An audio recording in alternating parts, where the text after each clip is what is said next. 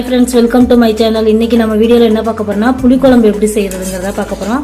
அதுக்கு தேவையான இன்க்ரீடியன்ஸ் என்னங்கிறத பார்த்துடலாம். பூண்டு, உங்களுக்கு தேவையான அளவு பூண்டு உரிச்சு வச்சுருக்கேன். நான் ஒரு 30 பல் உரிச்சு வச்சுருக்கேன். சின்ன வெங்காயம் ஒரு 15 வெங்காயம் உரிச்சு வச்சுருக்கேன். கருவேப்பிலை, அதுக்கப்புறம் தாளிக்கிறதுக்கு வெந்தயம், கடுகு கொஞ்சோண்டு, அதுக்கப்புறம் கத்திரிக்காய், முருங்கைக்காய் எடுத்து வச்சுருக்கோம். அடுத்து நல்லெண்ணெய், புளிக்குழம்புக்கு நல்லெண்ணெய் டேஸ்ட்டாக இருக்கும், நல்லெண்ணெய் தான் ஊற்றுவாங்க.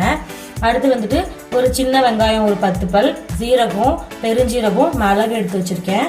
அடுத்து ஒரு நெல்லிக்காய் சைஸ் புளியை தண்ணியில் ஊற வச்சிருக்கேன், 2 மணி நேரம் ஊறிச்சு.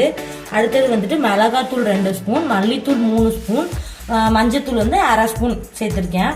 அடுத்து ஒரு முடி தேங்காவை திருவி எடுத்து வச்சிருக்கேன். இப்போ நம்ம புளிக்குழம்புக்கு தேவையான தேங்காவை அரைச்சிக்கலாம். ஃபர்ஸ்ட் நான் எடுத்து வச்சிருக்க தேங்காவை சேர்த்துக்கிறேன். அதில் அடுத்து சின்ன வெங்காயம் ஒரு சும்மா ஒரு 10 பல் இருக்கும். சின்ன வெங்காயம் 10 பல், மிளகு, அந்த பெருஞ்சீரகம், ஜீரகம் எல்லாத்தையும் சேர்த்துடலாம். அடுத்து மிளகாத்தூள், மல்லித்தூள், மஞ்சத்தூள் 3ஐயும் மிக்ஸி ஜாரில் சேர்த்துடலாம்.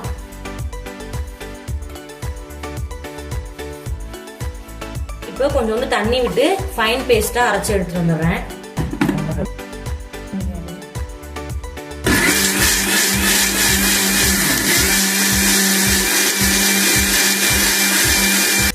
இந்த பதத்துக்கு அரைச்சி எடுத்துக்கோங்க. புளி கரைச்சி எடுத்துக்கலாம்.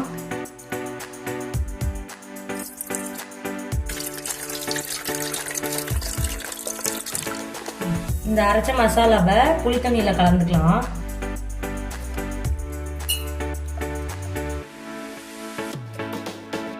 அரிசி களைஞ்ச தண்ணி புளிக்குழம்புக்கு சேர்த்துக்கிட்டா டேஸ்டா இருக்கும். அது சேர்த்து உங்களுக்கு தேவையான அளவுக்கு குழம்பு கரைச்சிக்கலாம்.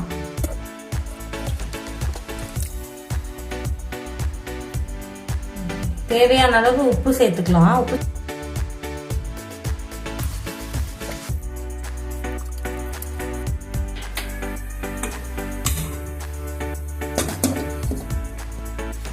அனல் வச்சுக்கலாம். நம்ம எடுத்து வச்சிருக்க நல்லெண்ணெய் ஊற்றிக்கிறேன்.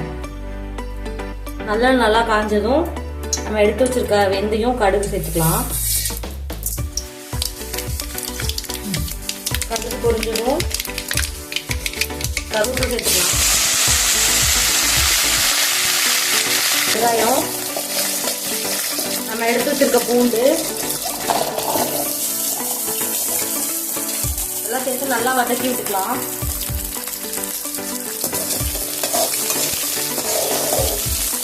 பூண்டு நல்லா சவக்கணும்.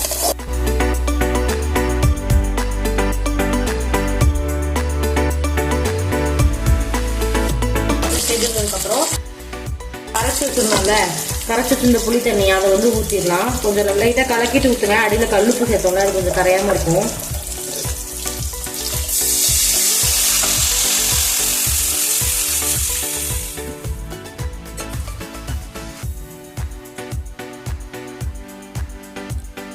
நல்லா கொதிச்சு வந்துருச்சு. கொதிச்சதுக்கப்புறம் நம்ம காய் எடுத்து வச்சிருக்கிறத போடலாம். நான் கத்திரிக்காவும் முருங்கைக்காவும் எடுத்து வச்சிருக்கேன்.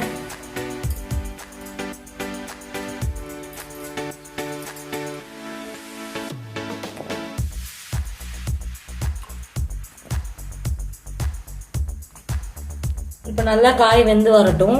புளிக்குழம்பு நல்லா சுண்டி வரணும், காயும் வேகணும். ஒரு 15 நிமிஷம் கொதிக்கட்டும் நல்லா, காய் வேகிற அளவுக்கு.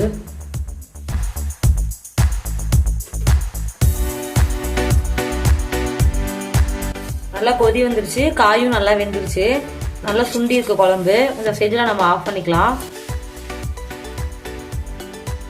சுட சுட சாதம் அடிச்சு இந்த புளிக்குழம்பு போட்டு சாப்பிட்டா அப்படி இருக்கும். சாப்பிட்டு பாருங்க. காம்பினேஷன் அப்பளம் பொரிச்சு வச்சுட்டா சூப்பரா இருக்கும். லைக் பண்ணுங்க, சப்ஸ்கிரைப் பண்ணுங்க, மறக்காம பெல் பட்டனை கிளிக் பண்ண மறந்துடாதீங்க.